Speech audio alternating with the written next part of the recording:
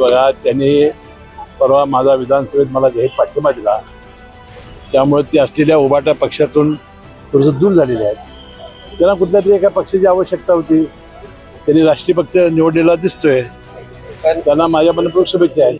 आज कोल्हापूर जिल्हा दूध उत्पादक संघाने लोकसभेचे खासदार झाल्याबद्दल छत्रपती शाहू महाराज आणि राज्याच्या मंत्रिमंडळात माझी आणि आंबेडकर साहेबांची निवड झाल्याबद्दल त्यांनी सत्कार केलेला आहे. धैर्यशील माने आज काही कामामुळे येऊ शकलेले नाही आणि मला एक चांगला पायंडा त्यांनी पडलेला आहे की पक्षीय अभिनेश न आणता सर्वच पक्षाच्या नेतेमंडळींना त्यांनी आज सत्कारासाठी बोलावलेलं आहे.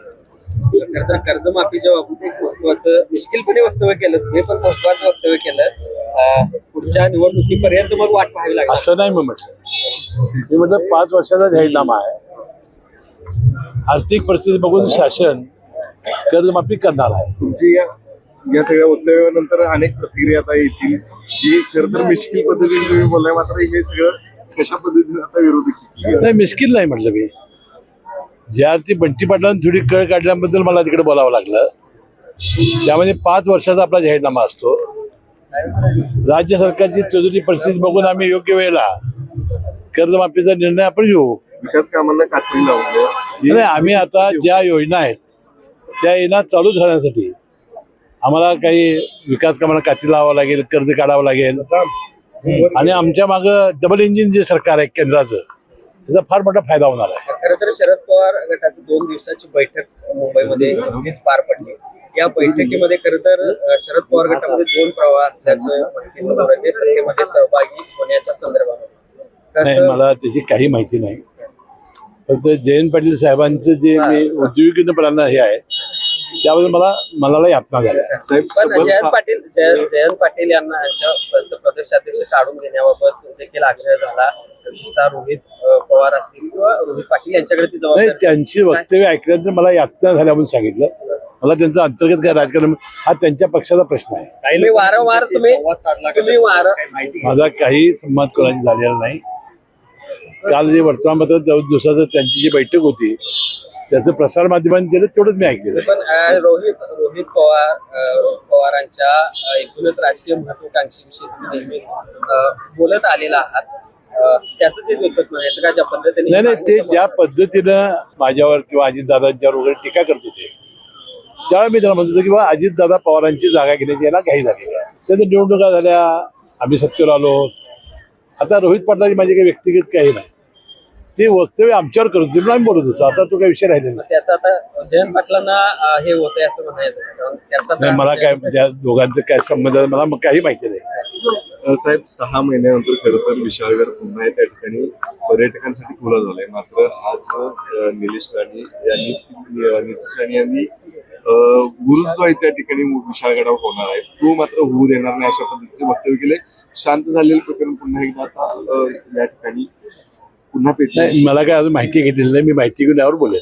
लाडक्या बहिणींना 2100चा हप्ता कधी मिळणार? कारण याला 1500चा हप्ता मिळाला नाही. आम्ही आमच्या जाहीरनाम्यामध्ये 2100 रुपये देण्याची घोषणा केलेली आहे. आम्ही योग्य वेळेला आम्ही तो 2100 रुपये करणार आहोत. खरं तर निवडणुकीच्या तोंडावर भाजप असेल किंवा तुमच्या पक्षातून जे बाहेर पडलेले नेते मंडळी होती ती कुठेतरी पुन्हा एकदा त्यांच्या घर वापसीची चर्चा सुरू झाली आहे. त्यामुळे भाजपचे काही लोक पुन्हा एकदा बाहेर पडलेले पुन्हा भाजपच्या संपर्कामध्ये आहेत असे देखील चर्चा समोर येत आहेत. तशा पद्धतीने मला कोणाचं नाव काही कळलं नाही. आपल्या मतदारसंघातील नाही, ते नाही जाणार. पण काय जाणार नाही की 35 वर्ष आम्ही पवार साहेबांच्यावर होतो. आम्ही बाहेर पडताना आमच्या काय अडचणी आहेत त्याला सांगून त्यांची संमती घेऊन गेलो होतो. त्यानंतर माझ्या विरोधी त्यांनी त्याला तयार केलं. जसं माझ्यावर पुत्रवत प्रेम केलं तसं त्यांच्यावर त्यांनी पुत्रवत प्रेम केलं. संपूर्ण पवार फॅमिली ही त्यांच्या प्रचारामध्ये आली. सुप्रियाताई सुळे माझ्या मतदारसंघात कधीच आल्या नव्हत्या. ते 30-25 वर्षांनी पहिल्यांदा आल्या. मी त्याचं स्वागत केलं. रोहित पवार, जयंत पाटील साहेब 3 वेळा, साहेब आमचे 2 वेळेला. एवढं त्यांच्यावर प्रेम करून त्याचा प्रचार केल्यामुळं ते नाही मला वाटत पुन्हा पवार साहेबांना धक्का देऊन जातील. पण संजय बाबा भाजपच्या वाटेवर आहेत अशी चर्चा आहे. मित्र आहेत. बघा, त्यांनी परवा माझा विधानसभेत मला जाहीर पाठिंबा दिला, त्यामुळे ते असलेल्या उभाटा पक्षातून थोडंसं दूर झालेले आहेत. त्यांना कुठल्या तरी एका पक्षाची आवश्यकता होती. त्यांनी राष्ट्रीय पक्ष निवडलेला दिसतोय. पण त्यांना माझ्या मनपूर्वक शुभेच्छा आहेत. तुमचे चांगले मित्र आहेत.